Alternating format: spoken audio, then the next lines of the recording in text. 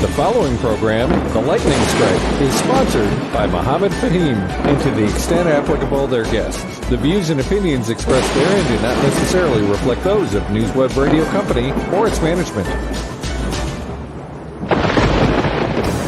Get ready to be jolted out of the ordinary and into a world where conversations are charged with intensity and facts.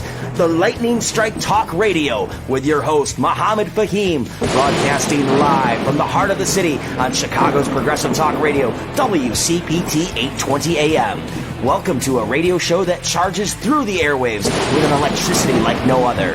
Here's your host, Mohammed Faheem. Good morning, Chicago, and welcome to another episode of The Lightning Strike. With me in the studios today, Sheila White. Good morning. Maaria Mozaffar should be joining us shortly. Ken DeLuc is joining us, and there's a lot of stuff to talk about like every Sunday morning. And as we go together today, you've got some great guests joining us. We will have Mr. Giant Slayer himself, John Laesch, who won the recent municipal elections for mayor in Aurora, Illinois, which is the second largest city, by the way, in Illinois. And John Laesch would be joining us in just a couple of minutes. Also, Keith Larson, who won the Alderman at Large position in Aurora, should be joining us. So we have plenty of stuff to talk about, folks.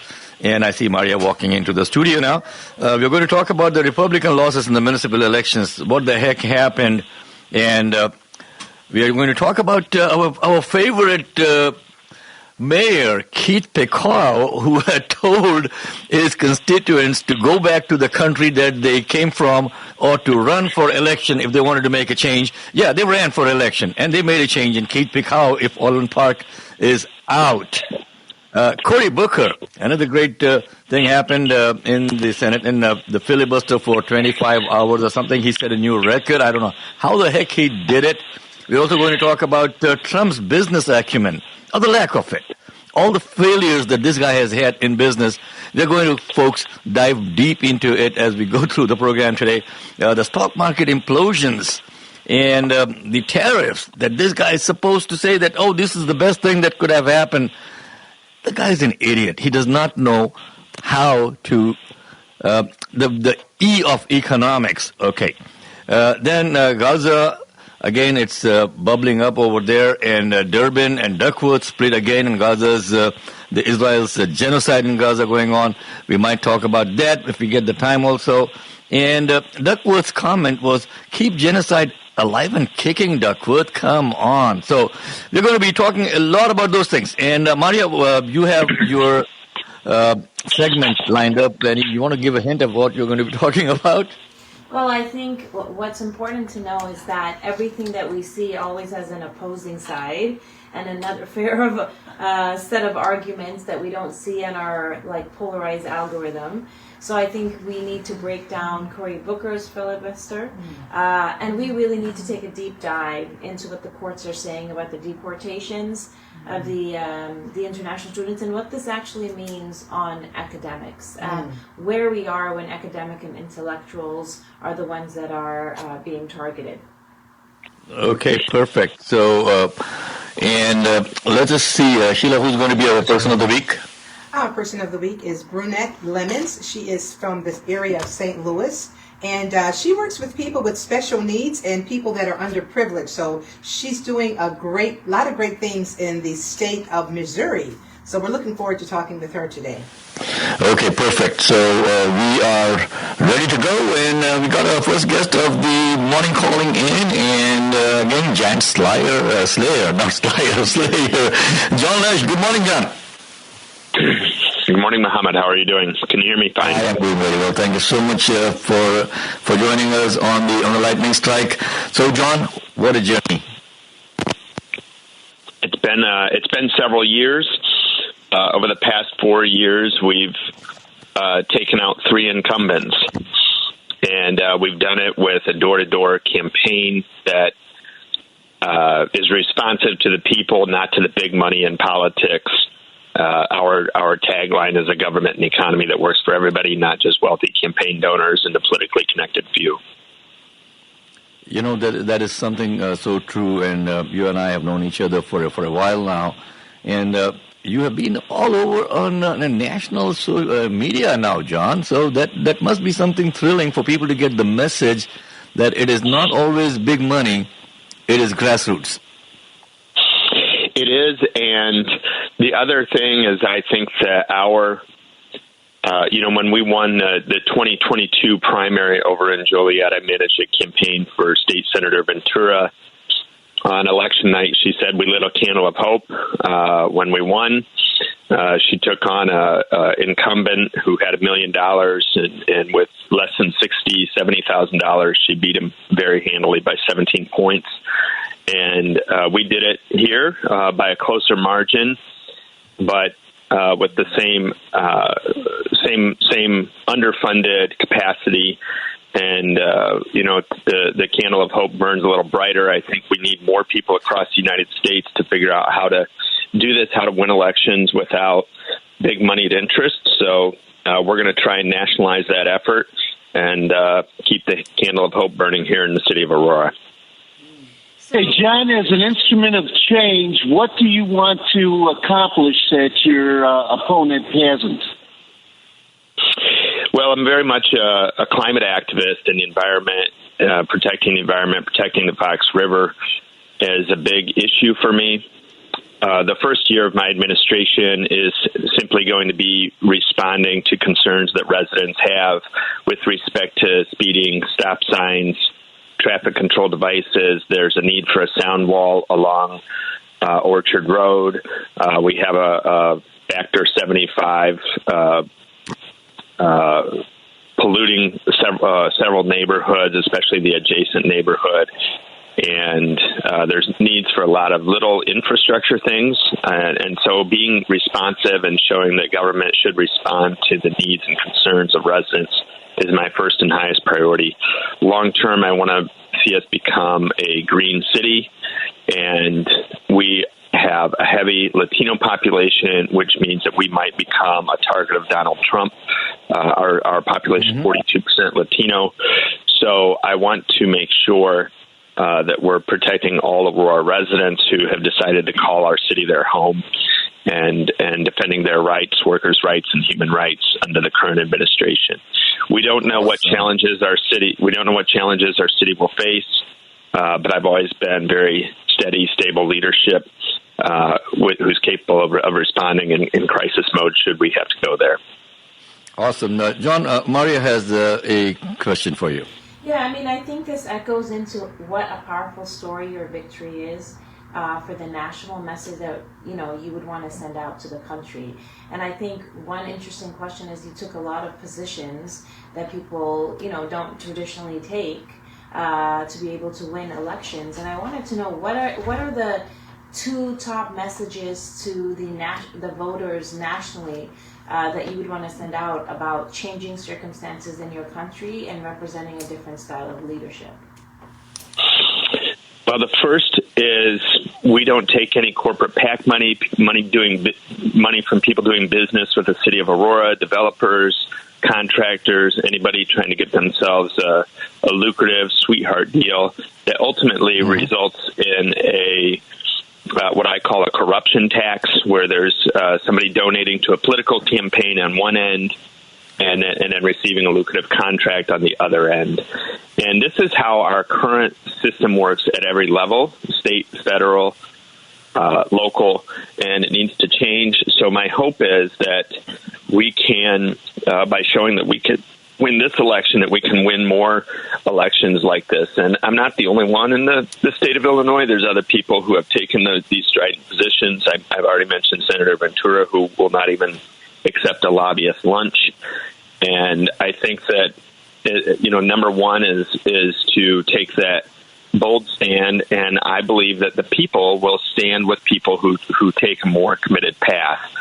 The second thing, I think, is to carve your own course, right? I think a lot of times people become enamored in responding to what the other side is doing, and I don't think we need to do that.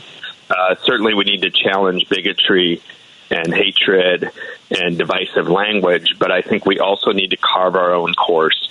And I tried to stay very focused on doing that, and now the form of government that we form, we want to be responsive and engage with the citizens, so there's two-way dialogue.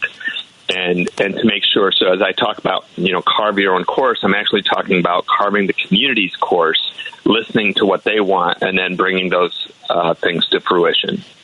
Wonderful. John, that reminds me, I used to do running when I was in school, and I started losing some races, and I talked to a cousin of mine who was a champion runner, and I said, brother, can you come and watch me run and tell me what I'm doing wrong? So he came and watched me run, and then his feedback was, you keep turning around and looking at the lane next to you to see how the other runner is doing. He said, just focus on your lane and you'll win. And that is a powerful message that I've carried throughout my life. Any message that you want to send to the legacy Democratic Party leadership, John? I think they're out of touch. Well, I think what number one is they need to rethink how they are running elections.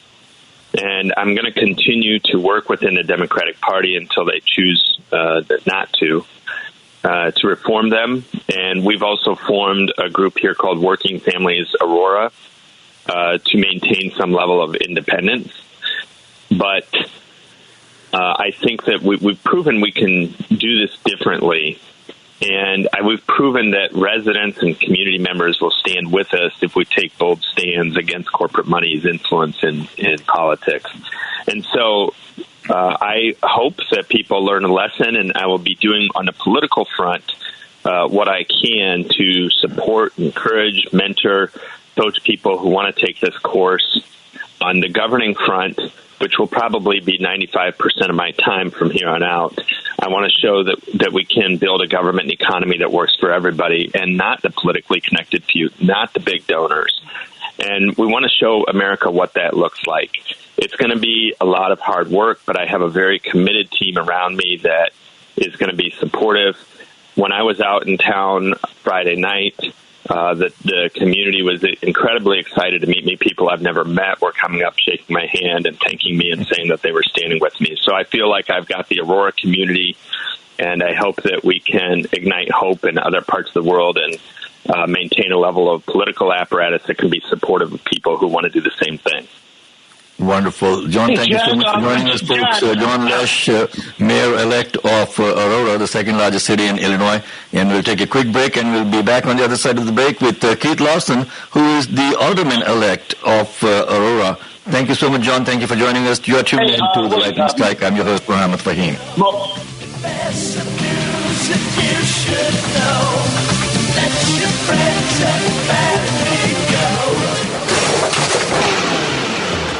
Injured in an accident? Ticketed for DUI or traffic violations? You need Riz Injury Law on your side.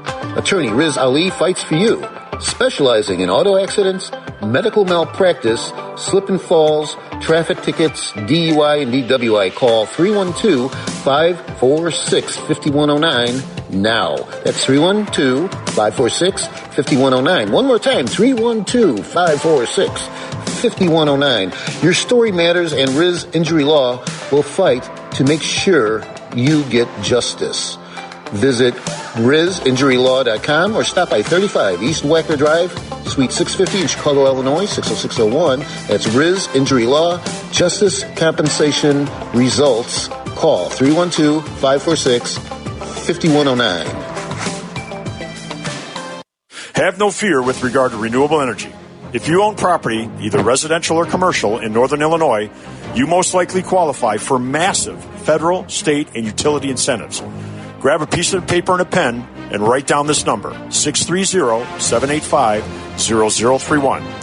You can have a no-cost, no-obligation conversation with a ComEd green light expert that can help you figure out which incentives you qualify for. Again, call 630-785-0031 for a free, no-cost, no-obligation assessment, 630-785-0031. Welcome back to the Lightning Strike with Mohammed Faheem. Good morning, folks. Welcome back to the Lightning Strike. With me in the studios today, Sheila White and Maaria Mozaffar. Ken DeLuc is calling in. And we got our second guest of the morning, another giant slayer, Keith Larson. Good morning, Keith. Good morning. Thanks for having me on. Well, thank you so much for joining us, Keith. Excited about the election win now? Yeah, I think it's starting to sink in now. Okay. Have you had a chance to relax and rest a little bit before you put the mantle back on and get into the fight? Yeah, a little bit. I got to sleep in a bit, so that's good. Catch up a little bit on sleep.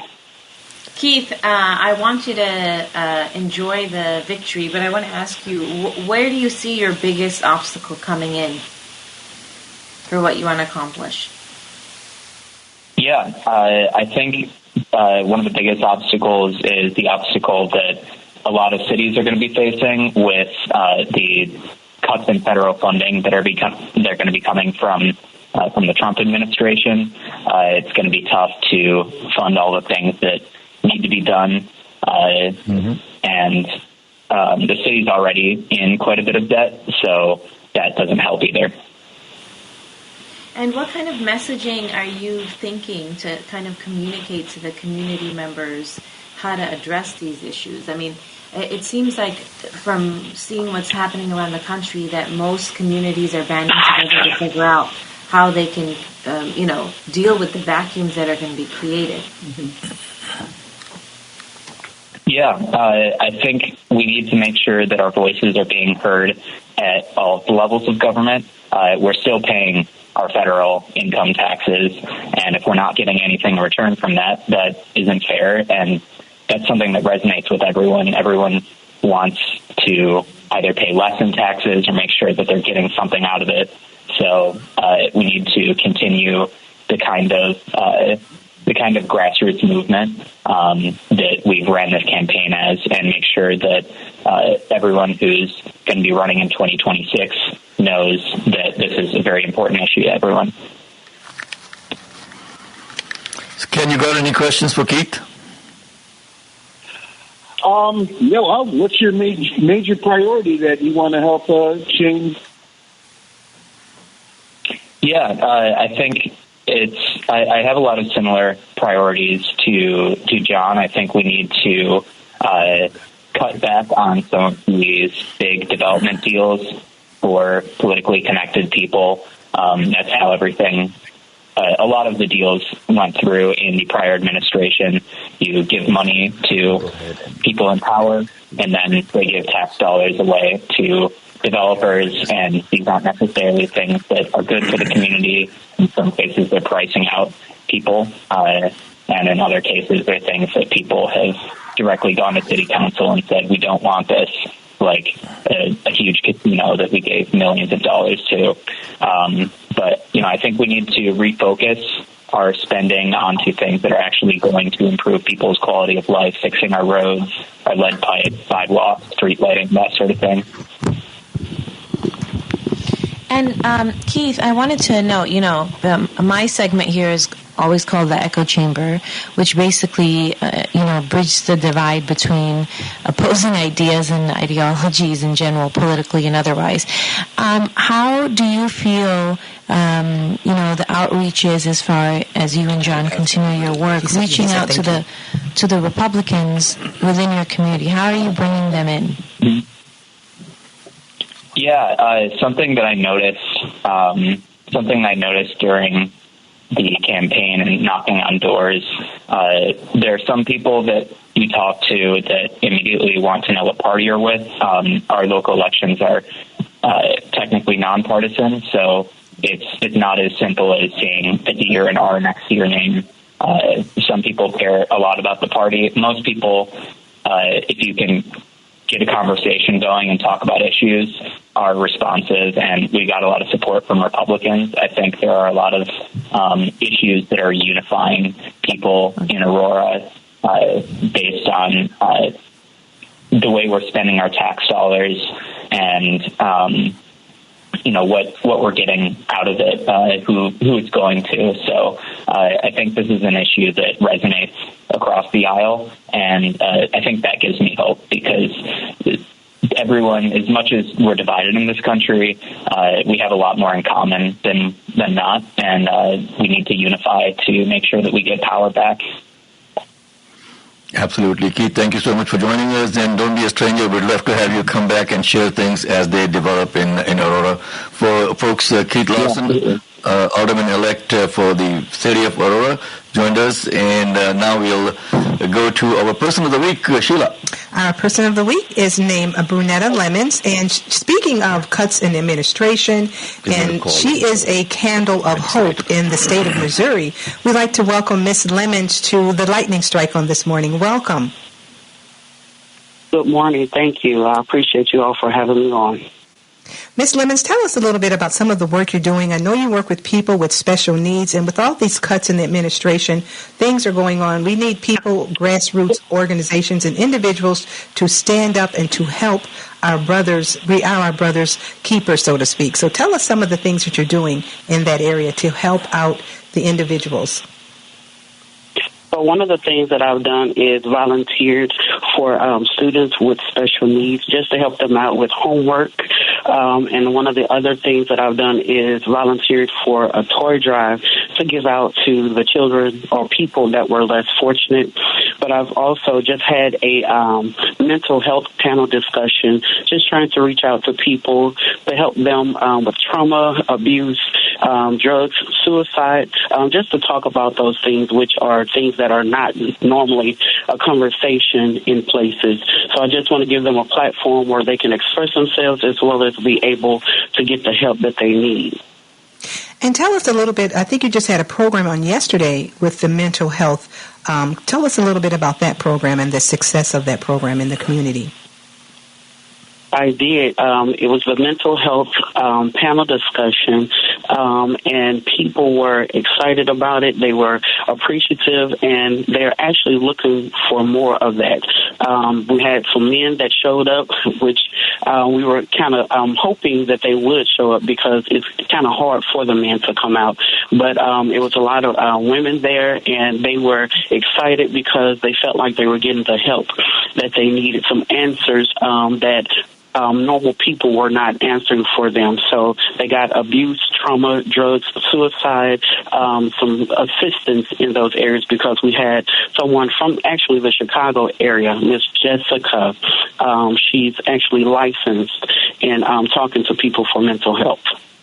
Now, how can someone get a hold of you to get more information on some of the things you're doing? They can reach me at my email, which is superseedculture, all one word, superseedculture@gmail.com, or they can call me at area code 317-762-2267.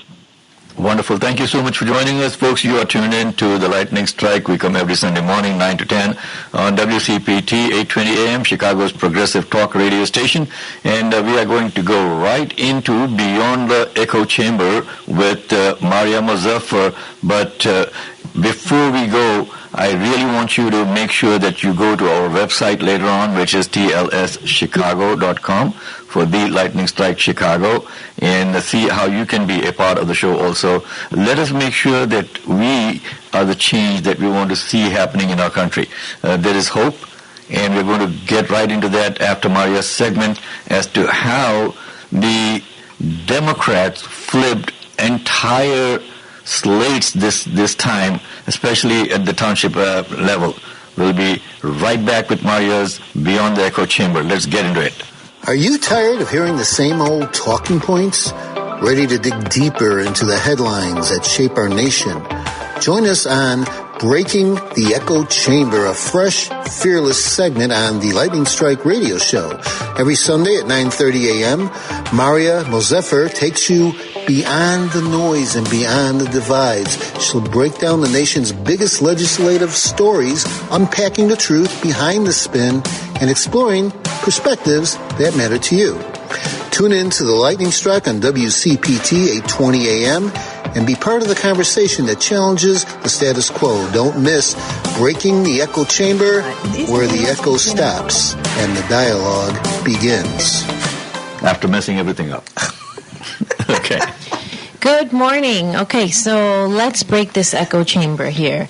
I think we don't even realize sometimes we all sit in our own echo chambers because we give each other high fives on different opinions. Let's start out with the tariffs, and let's talk about foreign cars.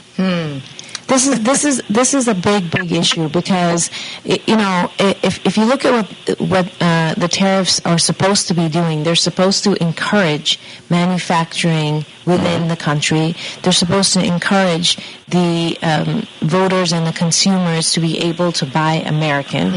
And if we look at the presence of foreign automobiles in our country, if you only look at it from the angle of we are wanting to buy American and improve America's manufacturing capabilities, what does it say when you block off the global ideas and innovation in the automobile industry, right? So I was having this discussion with somebody else, and they were saying, the thought process of improving the American automobile industry through tariffs and encouraging people to buy American cannot go out without an analysis of where do American automobiles stand to foreign cars, quality-wise.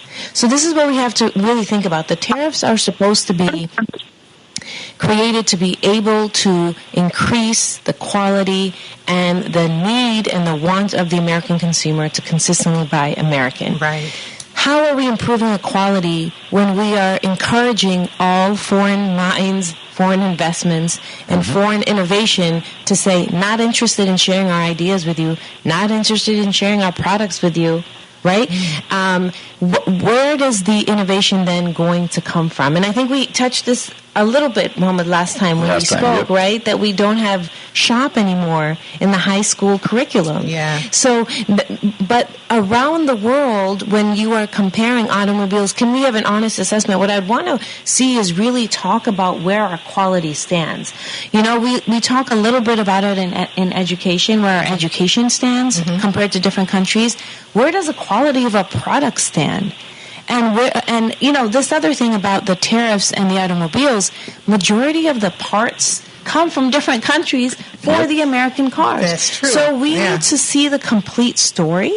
I think that there is a great value in supporting your own manufacturing, building your own manufacturing, encouraging people to buy American. Now, if you sacrifice quality for that and don't put in the investment and the time and the education to bring the quality of the products and what you're putting on the table to the global scale, you're not going to succeed because people are going to see it as a quality deficit. I'm not saying that across the board this is very clear between American cars and foreign cars, but that's a discussion we should have when we talk about tariffs and products. Exactly. Right? And I think that's a very important part of the discussion that needs to break the echo chambers. Let's talk about quality, right? And then I wanted to really dive into this deportation piece. I think, unfortunately, every time I feel like, okay, we have 1 week and now we're going to have a deportation, now we're going to move on to the next subject, but the deportations keep happening to students. And we want to discuss what the message is versus what is legal. So, we talk about that. Like, how do you create the desire to see these deportations through? So if there's people that want to support these deportations, say, thank goodness. I was listening to some podcasts and people saying, good, they should be out of the country. So there is this idea of validity to make sure that these students that are here should be here for the right reasons. But there's no question of legality. It's all opinion. It's all hearsay. We have not seen from the Secretary of State, Marco Rubio, any evidence that is not more than tangentially related to what he perceives from his position. Now, he goes back to using the legislation from 1921 that is an Alien Sedition Act, which we talked about with Korematsu. That comes in when you actually at war with another country. Right, exactly. So when we see this happen to the Japanese Americans, and this is what the legislation that they used, and I think that's what's very important is to understand that some of these legislations and the executive orders are there to create hysteria. They're there to champion a mindset, and they have nothing to do with legality. Because there's a lot of legislations that now, if you look back from what we had years ago, should have never been legal. The way we carried out our foreign policy initiatives and even domestic policies. The externment camps for Japanese Americans. Yeah, that's what. Yeah, exactly. Okay, so that's, exactly. So, and this mindset, by the way, of saying somebody is dangerous to our foreign policy, we don't agree with their ideas, but we don't have any legal arguments that actually create a clear linear nexus. What you're doing is that you are sabotaging the Constitution. You are creating a message for whose protections are valid and whose protections are not, and you're creating very old legislation traditions to be able to go back to those types of issues in which you discriminated against thought that you disagreed with. Now, I want to throw in something else. Okay. I understand the use of the immigration statute and national security to protect borders and protect people. Everybody is pro wanting to do that, okay? But when you use it to stop, and I'm going to say this because I think Republicans and Democrats both need to hear this, and they need to use this language openly. When you use it to stop demographic change within this country, it's something completely different. When you're saying ship them out, they don't look like us, they don't think like us, you are changing the demographics of this country because you're afraid that it's going to look different from what you want it to look like. Challenge bigotry. Yeah, we have to get. Well, that's the point, folks, and I'm so glad that the recent elections have opened a lot of people's eyes. But I put up a meme on Facebook yesterday, and so many people. I mean, these people are coming out of the weeds now and saying, "Oh no, Trump is the best thing that happened. Just wait, give it 2 years, and all of this." The stock market crash and everything will be behind us, and this will be such a great country because Trump knows what he's doing. So here's the thing. Hey, Mohammed, let me chime in here real quick, okay? Okay. Go ahead. There is a fundamental problem with Trump trying to say he doesn't want to have outside goods coming in. And here's the fundamental problem. From an economic standpoint, there's a principle which you learn in Economics 101. And basically it gives you the economic benefit of trade. So if you have a country, like country A has really low costs and a lot of resources, and you got country B that has a lot of labor that's cheaper than country A, by having the economic trade back and forth, the bottom line cost of goods goes down for both countries, and it's a net benefit, okay? By excluding or putting tariffs on that, you are basically shooting yourself in the foot. You know, it doesn't help at all. You're not protecting jobs. It doesn't make sense. Yeah, the problem is that, Trump never took the Economics 101 course that you were talking about. He had bone spurs. Remember that, man? And the bone spurs were not in his foot this time. They were in his brain. So on that note, folks, let us come back with a quick break. And then after the break, Carl should be joining us, right, Ken? Yeah, Carl's online. He'll be joining us. Carl was on our show last week, and he's going to every now and then have a segment of science, technology, and environment, and he's going to give us a little bit of what he found out this week that's interesting. Okay, perfect. So we'll go a little bit early into the break and come back with Carl Moose to see what he has to say about science and technology and what's happening in the world around us. Catching in a bottle, lightning strikes again. Injured in an accident? Ticketed for DUI or traffic violations? You need Riz Injury Law on your side. Attorney Riz Ali fights for you, specializing in auto accidents, medical malpractice, slip and falls, traffic tickets, DUI and DWI. Call 312-546-5109. now. That's 312-546-5109. One more time, 312-546-5109. Your story matters, and Riz Injury Law will fight to make sure you get justice. Visit RizInjuryLaw.com or stop by 35 East Wacker Drive, Suite 650 in Chicago, Illinois, 60601. That's Riz Injury Law. Justice, compensation, results. Call 312-546-5109. Looking for personalized, family-friendly dental care? Visit Distinctive Family Dental in Joliet, where Dr. Sunil Karup and his expert team bring 25 years of experience and state-of-the-art technology to your smile. Unlike corporate-owned practices, we focused on tailored care for every patient, ensuring healthy teeth and perfect oral hygiene. Discover why families trust us for all their dental needs. Call 815-439-1270 or visit distinctivefamilydental.com today. Distinctive Family Dental, 2405 Essington Road, Suite D, Joliet, Illinois, 815-439-1270. Your smile deserves the best. Welcome back to the Lightning Strike with Mohammed Faheem. Good morning, folks. Welcome back to the Lightning Strike, and we will conclude the thought that Maaria was talking about in her segment, and then we'll have a couple of quick thoughts in from Carl Moose. Maaria. Yeah, I think, I want to complete this thought on deportations and how policies, if they're not humanizing and are dehumanizing, how they can go very, very wrong. So we heard about the barber that was sent back to El Salvador as a mistake. He was not part of any gang, MS-13, and now it's difficult for him to come back. And I just want for us to stress on both sides of the aisle here is policies that do not treat people as human. Okay? I mean, just think about it. Your life is screwed up now, and now it's just a mistake that, we'll fix.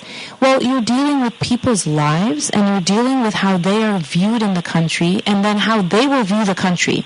And so when you send that message out to this individual, this individual, this barber, has friends, has a community, has family, has relatives that are going to be taking note of this, and it's going to carry on. The narrative is going to carry on of how desperately dehumanizing this was. So we cannot, as a country, implement policies that are dehumanizing. We're not making smart decisions if we do that, and I say that to Democrats, and I say this to Republicans as well.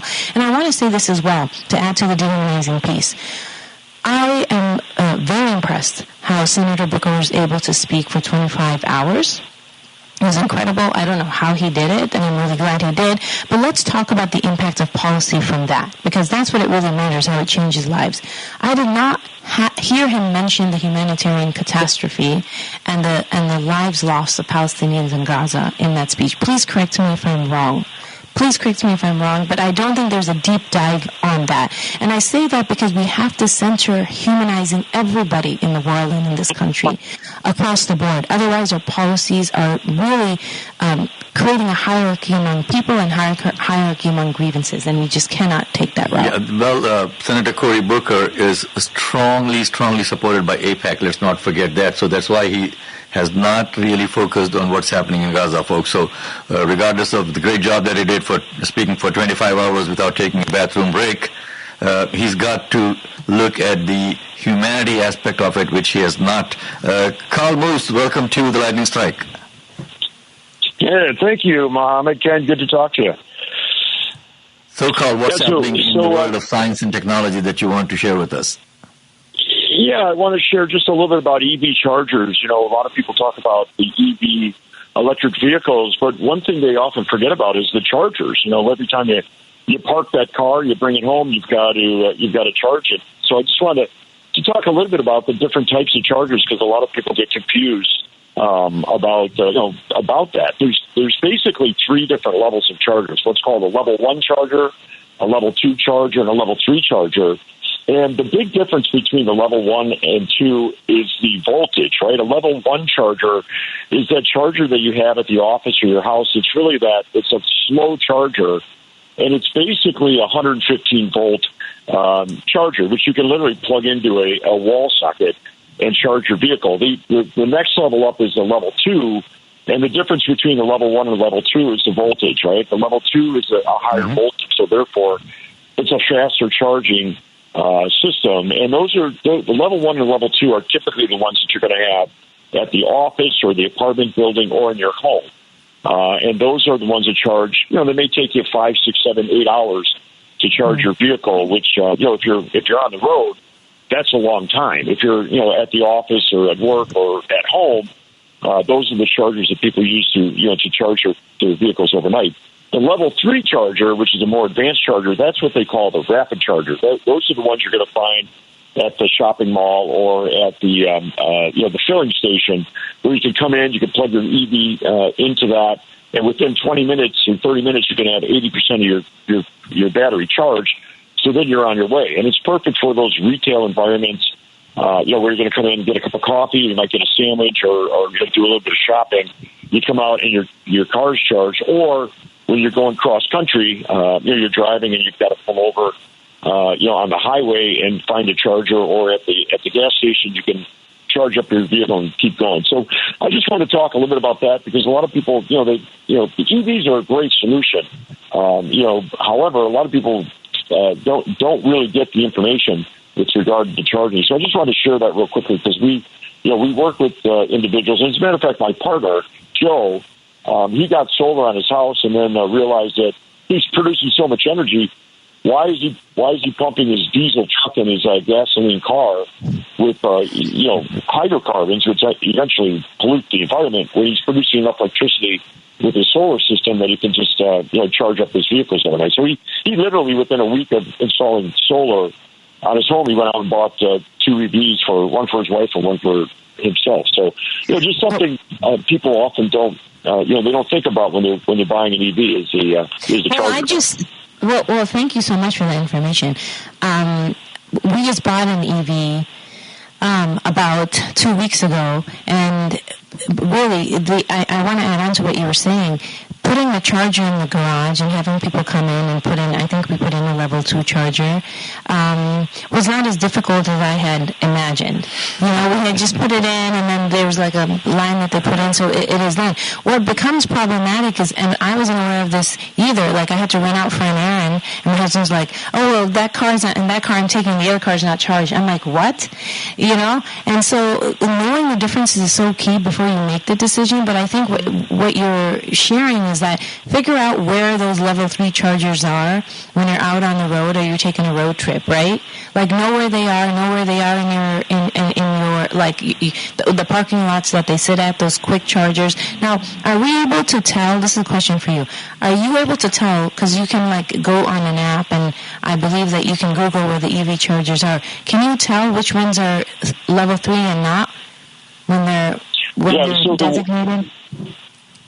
Yeah, that's a great question you have, because a lot of people, when they buy their EV chargers, they don't realize that their electrical service at home may need to be upgraded, and that can be expensive. Or where are you actually going to put the chargers? So a lot of times, that's a consideration people don't really think about. And the car salesman probably is not going to mention that to you, because it's a deterrent to the sale, but that's just an important consideration. But to your question, most of the chargers that you're going to find in the public domain, in other words, along the highway or at a shopping center or at a Starbucks, those are going to be level 3 chargers, because the level 1 and level 2 chargers are the slow chargers, so they typically are not in the public domain. Those are typically the ones that you're going to find at your home or at your apartment building or at the office, because they really do take, regardless of the voltage, in other words, level 1 or level 2, the level 2s are a little bit faster, but they're still the slow chargers. They take hours to charge your battery, where the ones that you're going to find along the road or out in the shopping centers or the retail environment are going to be the level 3 chargers. However, there are differences between level 3 chargers as well. So it is important to understand where you're going to get your energy, where you're going to get your power before you actually make that investment in an electric vehicle. Wonderful. Carl, thank you so much for joining us, folks. Carl Moose will be joining us every other week or every week, depending on when he is available, to talk about what's happening in the scientific world out there. You are tuned into the Lightning Strike, and I wanted to really focus a little bit before we go for our next ad break on our great Donald Trump, the great business magnate, the great person. all his darn failures in business, folks. Here's the thing. This guy has got so many bankruptcies. He has filed for Chapter 11 6 times between 1991 and 2009, primarily involving his Atlantic City casinos and hotels. These bankruptcies were caused by over-leveraged investments and the inability to meet debt obligations. Some notable examples. Okay, so we're going to take this thing apart. We're going to make sure that you know that this emperor has no clothes. Trump Taj Mahal, 1991, filed for bankruptcy a year after opening due to crushing debt. Trump Plaza Hotel and Casino, Trump Castle Hotel, Trump Plaza Hotel, 1992, all filed for bankruptcy within a year. Trump Hotels Mohammed, and a quick Casino question. Resorts, Mohammed, 2004. Hang on 1 second, Ken. Let me get my rant out, and then you can join us. No, I understand. Trump but this is Entertainment important. Resorts, 2009. Wait, how Continuous does struggles somebody in the casino industry led to further bankruptcies. Now, Ken, your turn. I'm saying, how does somebody bankrupt a casino? How is that even physically possible? I just don't get it. Okay, Ken. And here's the other thing, folks. Failed business ventures. Sheila, you want to talk about some of his failed business ventures? I mean, you talk about Trump steaks, Trump vodka. Everybody's drunk, obviously, in the organization. GoTrump.com. Yeah. Trump Airlines. I mean, you've got to fly to get around, but Trump Airlines, come on, really. Trump University, shut down after lawsuits alleging fraud leading to a $25 million settlement. Now, this is the guy that you really want to hand over our economy to? Trump was known for not paying contractors, small businesses for work completed, leading to lawsuits and accusations of exploiting legal loopholes. And his business were involved in over 4,000. Remember this number, folks, 4,000 legal actions, including fraud and racketeering claims, such as those related to promoting ACN Inc., a multi-level marketing company. Scandals in real estate. Early in his career, Trump's real estate company faced a lawsuit from the Department of Justice for racial discrimination in renting practices. The case was settled without an admission of guilt, but definitely tarnished his reputation, the little reputation that he had. Licensing failures.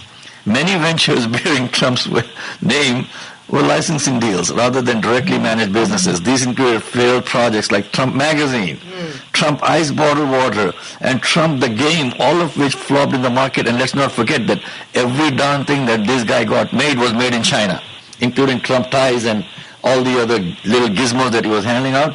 Nothing was made in America, folks. Everything was being made in China or somewhere else. And now he wants to bring back manufacturing. Get real, man. If you bring back manufacturing, Mr. President, you got to have a trained workforce over here for manufacturing, which currently we don't have. You can't just flip a switch and expect factories to start making things over here. That's not how the real world works. The Trump Foundation was dissolved after being found guilty of misusing funds for personal and political purposes. This resulted in a $2 million settlement. So you talk about misuse of charitable funds. Been there, done that. That's our president. Trump's business empire has often relied on significant debt financing. While this allowed him to expand quickly, it also made his companies vulnerable to downturns, leading to repeated financial collapses.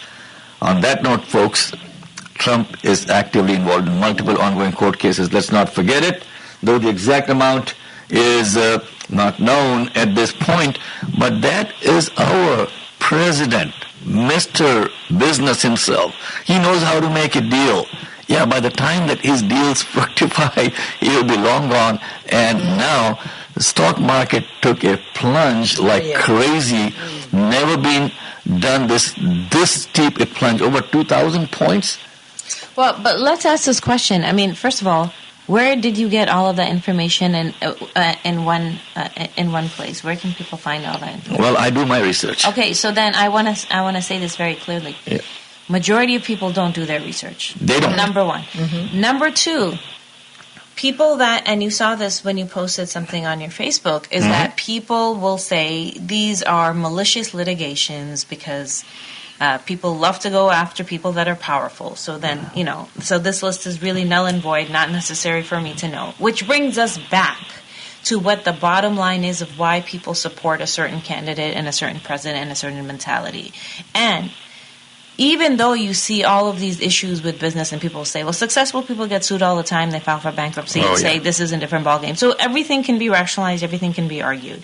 I think what a more critical discussion that needs to happen is why, despite these facts, for people that do research, is it still compelling to support a certain agenda? And I would argue we have to come back to the question of the growing demographic change. We have to come back to the question of quality. We have to come back to the question of whether globalization is a threat or an asset. And if we want to create an environment and raise a generation to consider products that are around the world a threat to American innovation. And why is that the case? Okay. Right? And I want to go back to the fact that when we had immigrants coming in with the best and the brightest minds, how they loved to be here and people wanted to know what they needed to do. And now we're focusing out of fear of how we can protect our own by shutting everyone out. So I just want to say I love this list because it shows that people do individual research. My question is, how is this research going to compel somebody to change their mind? And Maaria, it's the question of, again, informing people again and again and again, and that's why we are on the air on Sundays. And, folks, everything that we have is backed up by research. I have a question, too. Can I ask a question? Ken, we are running short on time, and let's take a just real quick question. Real quick question. On the line, and then we can have real quick. Finish off the hour for us.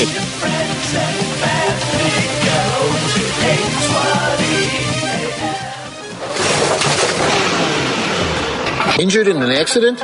Ticketed for DUI or traffic violations? You need Riz Injury Law on your side.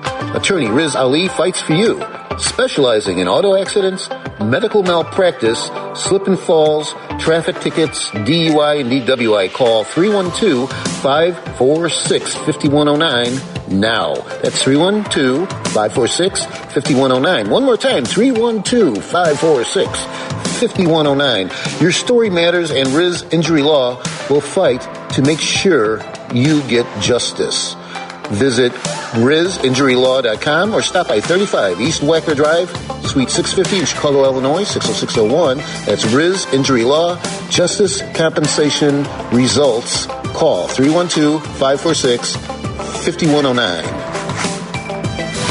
Welcome back to the Lightning Strike with Mohammed Faheem. Okay, folks, welcome back to the Lightning Strike. We got Earl on the line, and Earl, what's on your mind? And then we'll let Ken come in and finish off the hour for us. All right, thank you very much. Let me quickly add to the segment that you were talking about EVs.